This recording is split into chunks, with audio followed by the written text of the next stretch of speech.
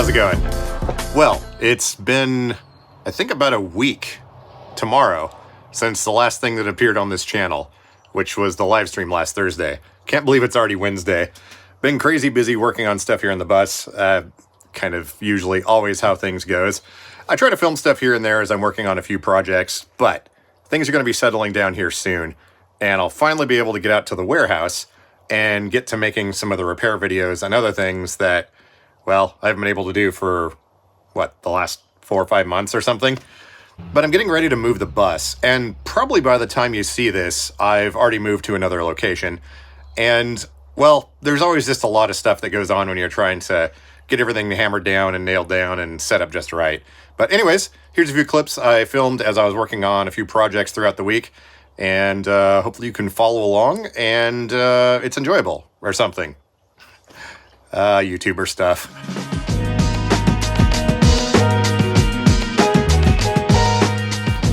Okay, we've got one of those moments here where I'm working on something and it's worth filming a clip. Got the drill in hand. So we cut out this giant hole here, obviously, for the lift to go through. There are some vertical runners that stabilize this door. They go up and down here through the middle in 3 different spots. Now, since we've trimmed those out, I guess I can't show it right now because I've already got one of the rivets in. But what was happening was when you fold this handle shut, it was putting a force on this door and making this middle part, right where the clamp is, flex out. So my thought was, I'm just gonna get some angle iron. We'll tuck it under right here, actually. This here exact stuff. And we would tuck it in like that, rivet it all in place. It would create a nice tie cap on the bottom. Everything would be great. But I don't have any more of this stuff that's the right length. This is 1.25 inches. This stuff's a little bit over 1.5 inches because, well, angle is whatever it is. Anyways, I've got a lot of this galvanized stuff at my disposal. And this part is too long. It would stick out right here about 1/4 inch, and that's going to interfere with our door flap. I got to thinking, well, I need to get this done. It'd be nice to use the galvanized stuff because we don't have to worry about rust.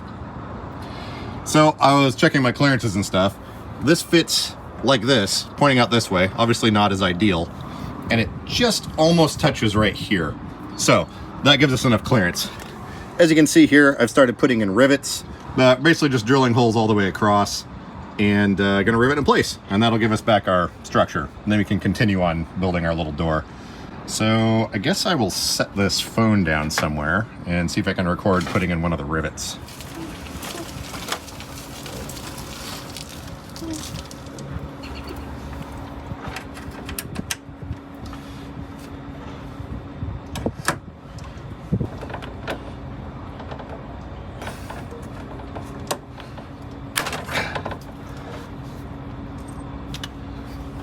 There we go.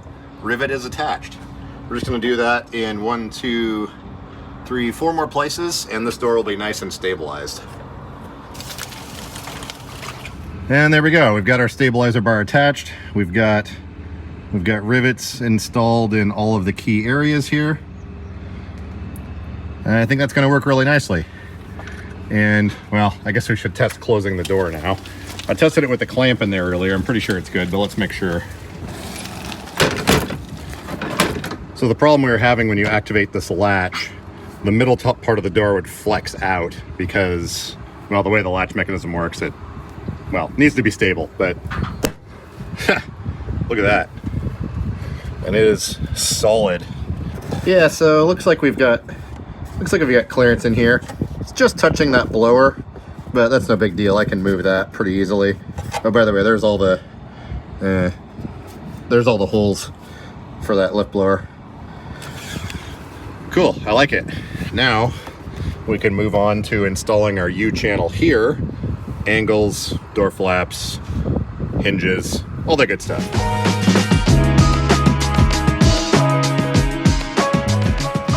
While we're here tearing things apart, I managed to get the lower section of this lift door off and the upper hardware rod that's no longer doing anything. This is sort of just a aluminum box, as it were, with carpet on it. And inside here, you can finally see what this looks like. It's really interesting. The door itself was built very well with aluminum, all gusseted up and everything. But whoever installed this latching system and this box and all this, I don't know what they were thinking. I mean, they used body seam sealer to hold on the actual lock mechanism. And then this is all just floating with goo. This part here rotates. There's no bearing or anything for it. So anyways, I've cut a piece of plywood to put in there. Part of that sticks out too far, so that's what this hole is for. I'm gonna box that in and put another piece over the top, sort of dado the edges here so it'll fit. And then I can carpet this and have a nice surface in there. Also, someone tried to cut this with an angle grinder or something. I'm not quite sure. Not quite sure what was going on there.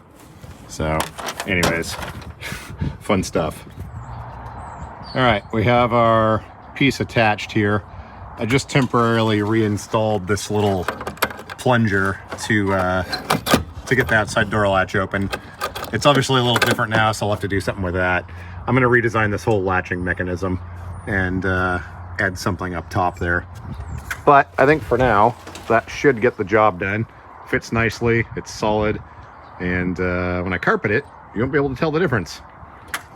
This thing, I mean, especially because it was cut in the middle, it was, well, it's a lot more flexible than the plywood that we have up there right now. So anyways, yeah, something.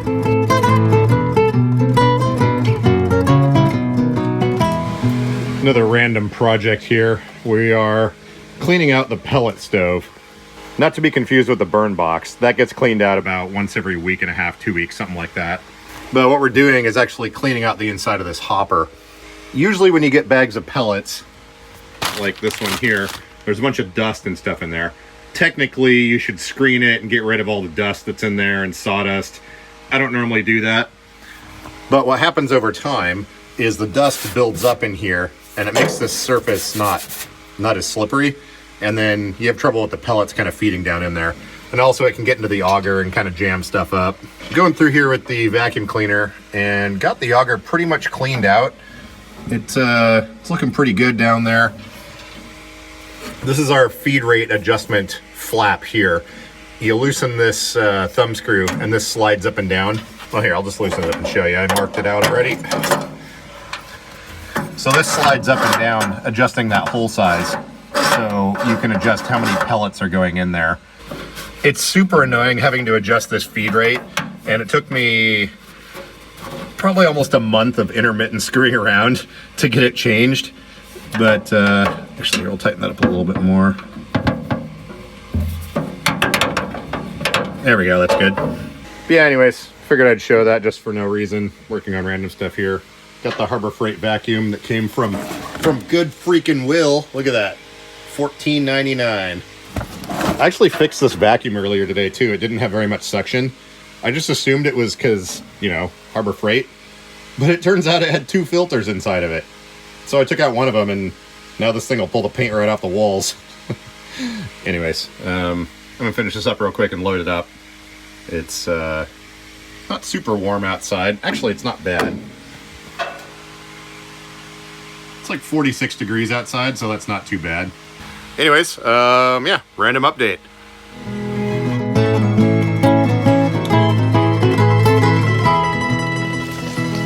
All right, 2 things we're gonna do today on this thing. First off, we're gonna build the, well, actually that's later on. Well, I don't know, 2 things. We're replacing the giant external canister spin-on transmission filter. And then also I'm gonna build the weather flap that goes over that giant hole we cut in the side for the lift to go through. I'm waiting for some help to get back right now, but I think we're all set. The plan, I believe, is to dig a trench and back this thing over it so we can get to that filter in the back. But essentially, it's on the other side behind this tag axle tire over there. But there's a giant box here where the engine bay is, so you can't just reach through to get to it. Now, obviously, there's not a lot of space to squeeze through here, and the whole thing's sitting on airbags. Normally, there would be enough clearance to get under there and slide through, but safety's a thing, and this weighs so much that simply blocking up the back isn't really a good way of doing it. So my solution was just to dig a little 1-foot trench that goes from here out to the back. There's a bunch of pipes under the ground right here though. So I think we're gonna look around the property and see if we can find a spot that maybe already has a little bit of a hill or a spot we can dig easily. But that's the plan for that. As far as this goes, I've got the diamond plate all marked out, and here in about an hour, I'm gonna be going to a machine shop and just have them cut the rectangle out. I figure it's easier just to pay someone 20 bucks or something to have them zip it out real quick on a big bandsaw than spend an hour with a skinny wheel or a cutoff disc on an angle grinder. And yeah, that reminds me of a lot of work. So I found a place they're gonna take care of that for me. And we've got all the aluminum trim pieces we're gonna use here for the weather sealing. So in theory, once I get that cut, this should go together pretty quick. I'm trying to decide. I thought about using rivets to put all that in, but I think I'm going to use Tech screws. Well, I haven't decided yet. But regardless, it's all going to be weather sealed and the flap will come up. I don't have the springs for the bottom yet, but that's fine. Anyways, lots of things to think about, but we're just going to make what progress we can and then worry about the rest later. But at least getting that thing installed is... well, not the hard part. I don't know. I'm blathering about stuff. Do need to build the box for around this door mechanism here and work on the latch assembly. I put this thing back in, but this was originally designed to go through a couple pieces of metal to stabilize it. This is what pushes out the latch on the other side. But like I said, we're kind of redesigning this whole thing anyways. But I think that'll probably be next week before I get to that.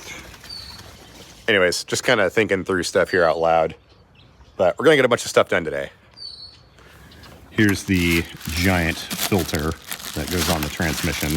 It's pretty good size.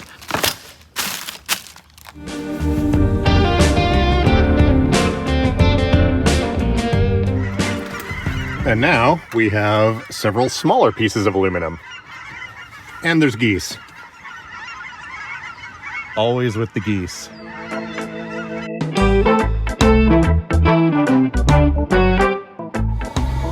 Okay, so right now I'm working on repairing the back bumper on this thing. On this driver's side here, this bracket wasn't attached to the bumper anymore. If you look real close, it looks like someone tried to weld the steel to the aluminum and obviously failed pretty miserably. So what I'm doing is I'm drilling holes through this bracket and through the bumper, and we're installing some long bolts to hold this bracket on. Now this bumper doesn't weigh very much. I'm not the strongest person in the world, and see, I can lift it up just fine. So yeah, drilling holes. Consider this a side of the road repair just to get it done.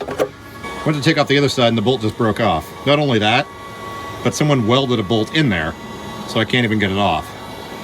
So we'll cross that bridge later. Right now I'm just concerned with getting this bracket attached. And then, yeah, stuff. Much toiling later. We have our bolts installed. As you can see, they're a little bit long. So I'm just gonna grab a grinder, cut these off. Probably replace these with some nylock so they don't rattle loose. But yeah, that'll do the job. Good enough for now anyway. All it has to do is hold the bumper on the back of this thing under its own weight. This thing weighs maybe 45, 50 pounds or something. Yeah. If it's not one thing, it's another. All right, we got our bolts cut off down there. And I've decided what I'm gonna try and do is tap this out.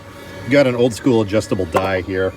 I think there's just enough sticking out of this that I can get enough threads to get the necessary washer on there. So we'll give it a go. But look, it appears as though our bumper has reinstalled itself. So I managed to tap out that one bolt, but I was under the assumption that it was going to be long enough to actually be functional.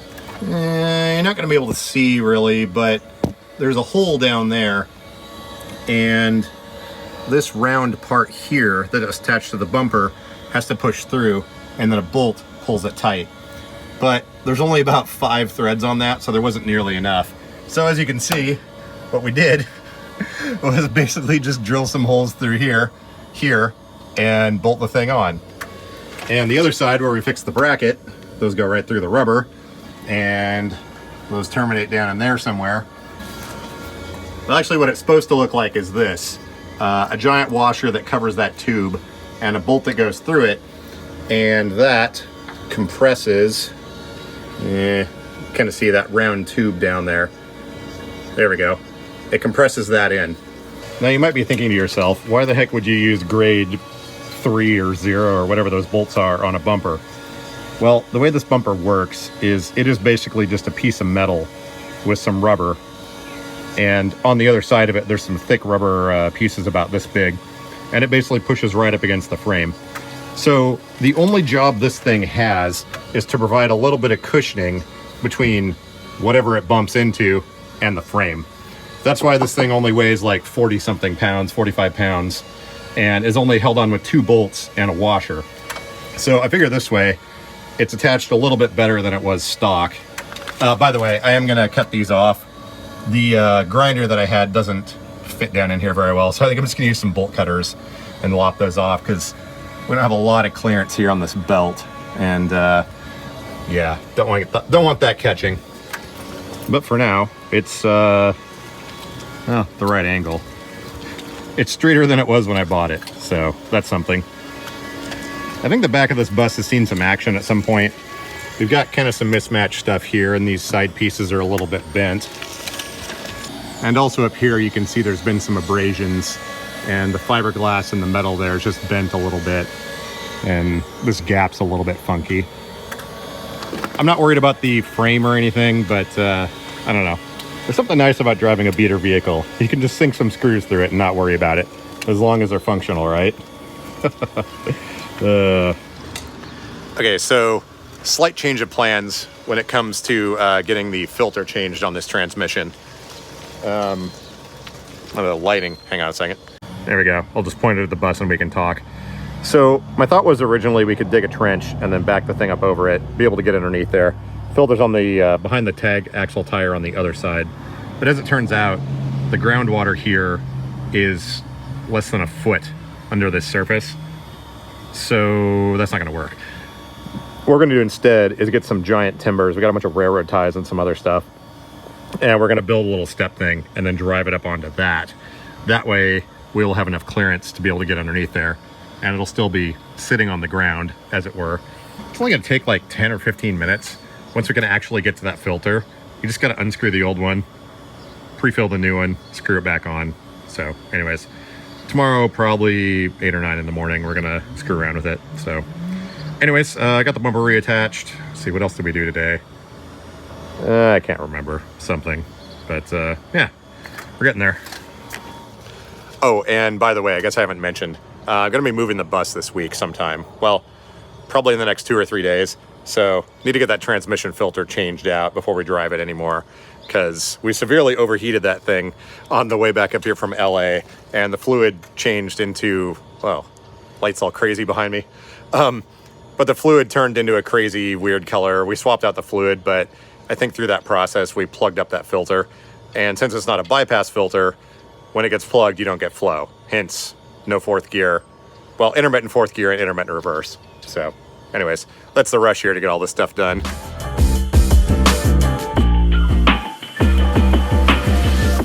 So let's say you have a sofa and you want to move it somewhere. What's the easiest way to do that you can think of? Hire some friends, get a truck, something with a backup beeper on it maybe.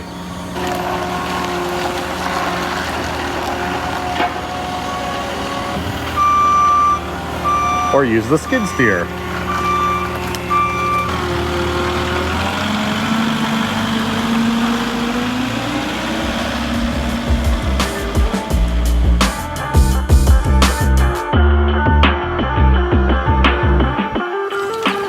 Okay, we have the appropriate area blocked up here. Going to grab the wheel chocks right now, but I think that should give us enough clearance to do something.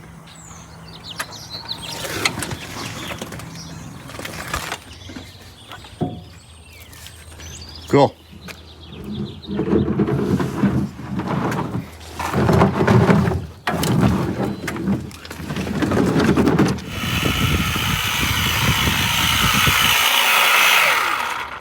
Okay, so we got the filter off, we got the new one on. I just took off the brake and coasted it back off the board. Now the next step is I have to change the transmission fluid before we fire it up again. So working on getting that all pumped out now. The fluid that was in here, well, definitely not the appropriate color, which we already knew. Slippery. Gross. Well, anyway, so you can see there's a little bit of red, but not nearly as much as there should be. Also, we're switching over to the Dextron 3, or however you say that, instead of the super expensive, partially synthetic stuff. The only benefit to that, the Transcend, is extended miles between transmission fluid changes. And this thing is not going to be seeing that many miles, so I guess I have a rag right here, whatever. Need to wash these jeans anyways. So yeah, this is probably gonna take about an hour to get. I think we can get about 6 gallons out through the dipstick here, but anyways, back to it. Okay, so slight miscalculation on my part. I should have let the engine and the transmission warm up a lot more than I did. The fluid is cold now, and that pump is not enough to get the transmission fluid out because it's cold and thick. So I'm combining that with the vacuum bowl, and I'm just sitting here pumping this thing 3 or 4 times a minute. And yeah, we've got maybe a gallon out now. Another 5 to go. It's already noon. We started this affair, well, probably about the last 2 hours I've been screwing at this, so anyways. At least the weather's been holding out for now. Well, it is 10 minutes to 3, and we're still doing this. I wound up switching over to just the vacuum bowl. It seems to be a lot more effort. That pump requires more flow than this cold fluid and the small tubing that will fit down the dipstick. I know I said earlier we have a gallon left to go, but I think we're getting close. Anyways, yay. Oh, and by the way, in case you're wondering why there's a gas can sitting here, I'm using that to measure how much transmission fluid we're taking out. I know that right to that line where that mark is exactly 5 gallons with this particular gas can, and I need to know how much I take out to put the correct amount of new transmission fluid back in. So that was just a convenient graduated cylinder, as it were. It is now 4:10. Still out here doing this. This, however, is full right about to there. So we're just about to 5 gallons. I believe last time we did this, we got about 6 or 6.5 out. I've probably said that several times, but hopefully we're done by dark. All right, fast forward, it is now 5 p.m. and we are pumping in the new fluid. Yay. Might take a little longer than I thought, but I can't see this taking more than 20 minutes, but I don't know. I've been wrong before about this.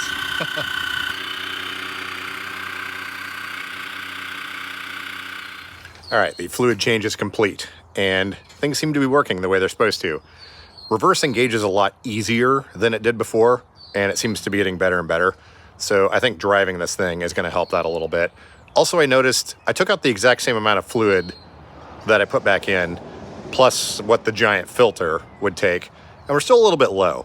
So I'm going to grab some more fluid tomorrow and top this thing off. But yeah, all-day event. It is 6:30 p.m. now, and we started this, I think, at 9 or 10 in the morning. Anyways, I'm going to throw all this footage onto the computer, edit the video for the last few days. And yeah, still got a few things to do in the next couple of days before we move this thing. But yeah, thanks for hanging out. See you in a few days.